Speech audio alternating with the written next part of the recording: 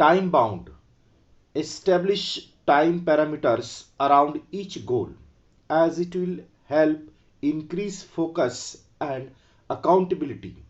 To reduce weight, we know how to go about it, but without consistent time bound action, it never becomes a reality.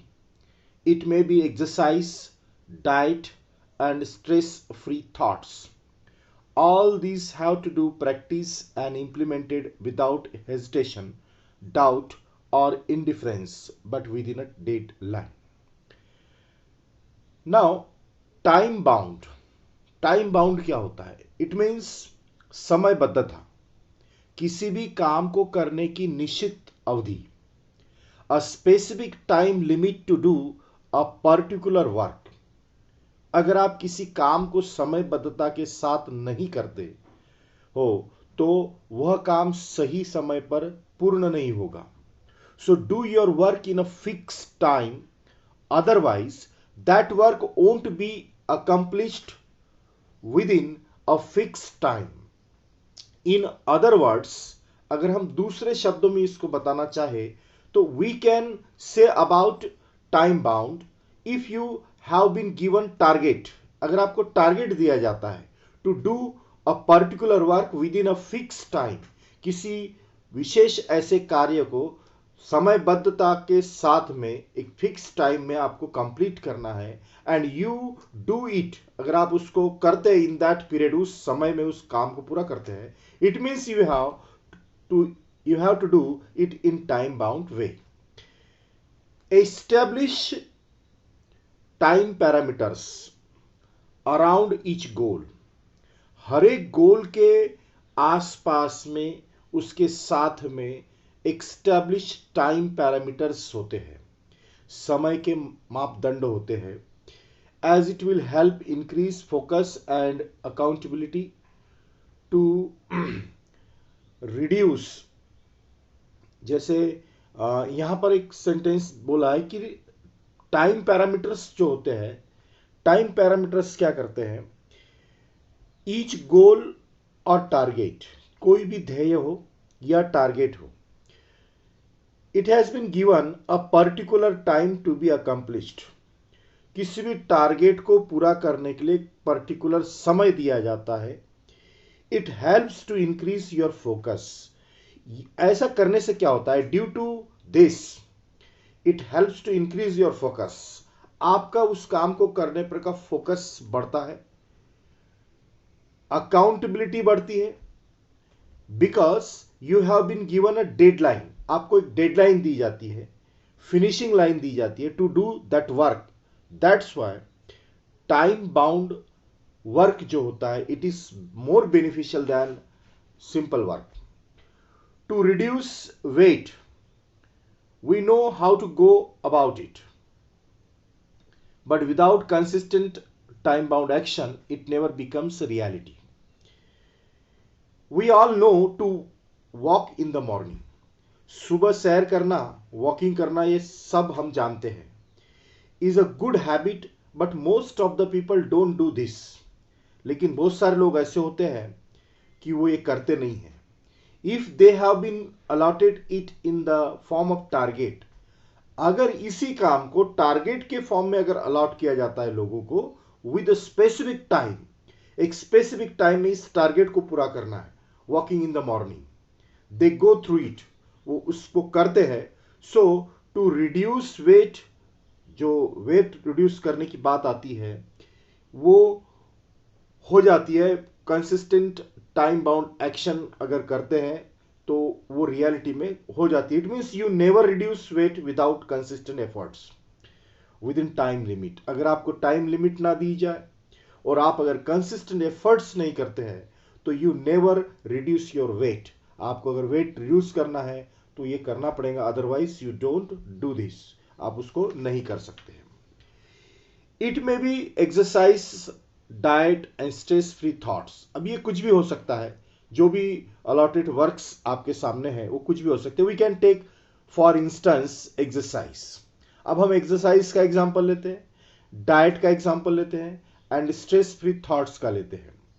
All these things ये सारी बातें या फिर और and other things also we can accomplish them by practicing implementing without any hesitation doubt or indifference.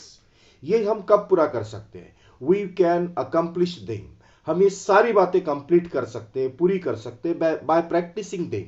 उसकी अगर हम practice करते हैं, उसको अगर हम बार बार करते हैं, इम्प्लीमेंटिंग उसको हम अमल में लाते हैं विदाउट एनी हेजिटेशन. अगर हम प्री जज करते हैं किसी भी चीज को होगा या नहीं होगा, तो that is wrong way. Without hesitation, बिना हिचकिचाहट के, विदाउट एनी डाउट्स, किसी भी डाउट के बिना, और इनडिफरेंस, किसी भी उदासीनता के बिना, डिसअपॉइंटमेंट या डिजेक्शन के बिना हम उस चीज को कंप्लीट कर सकते हैं. We can accomplish all the task given to us. हमको जो भी टास्क दिए जाते हैं उसको हम पूरा कर सकते हैं if we practice, implement and, उसको हम प्रैक्टिस करते हैं, इंप्लीमेंट करते हैं. तो विद इन फॉलो देम, उसके लिए हमको फॉलो करना पड़ता है. We must follow them with in a deadline.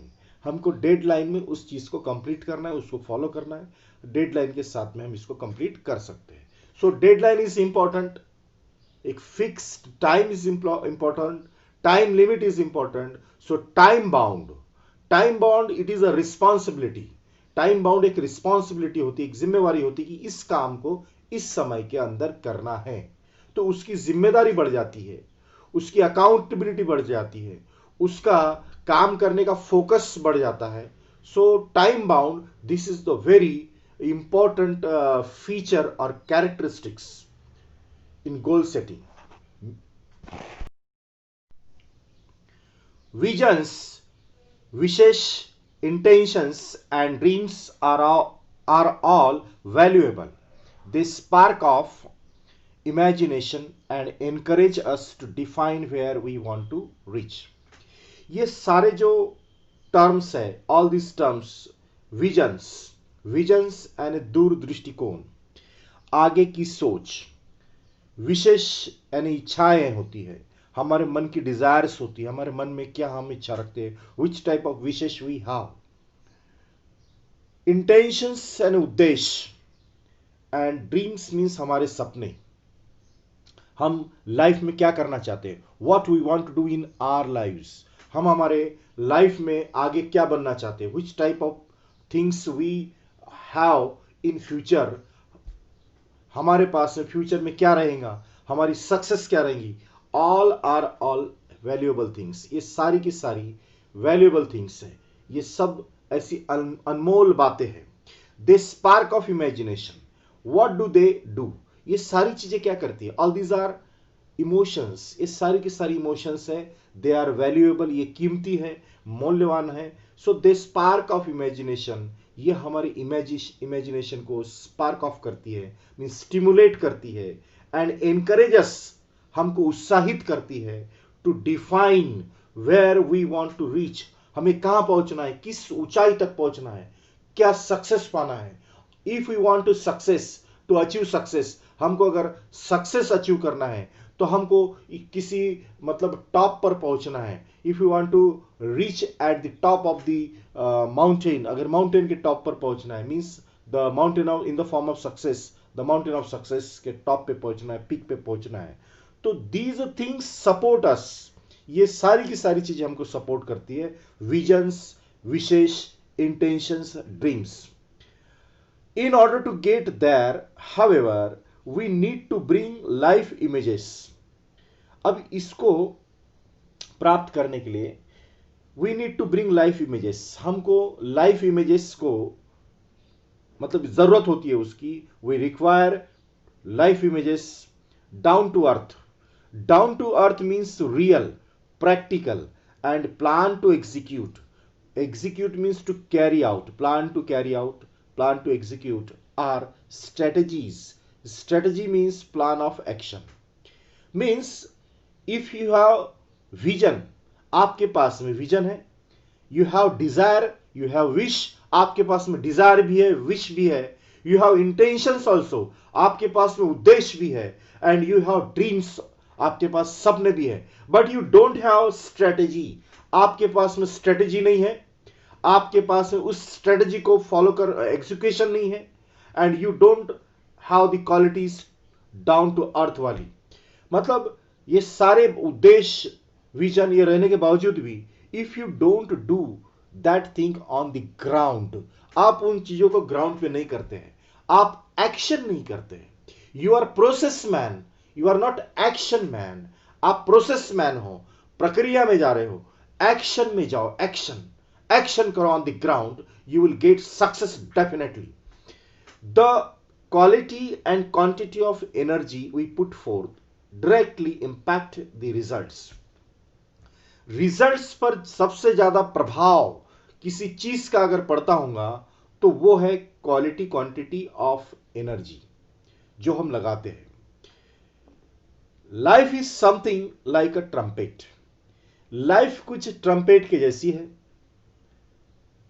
If we don't put anything in, अगर हम उसमें कुछ नहीं डालेंगे, we can't get anything out, हमको उससे कुछ प्राप्त नहीं हो सकता.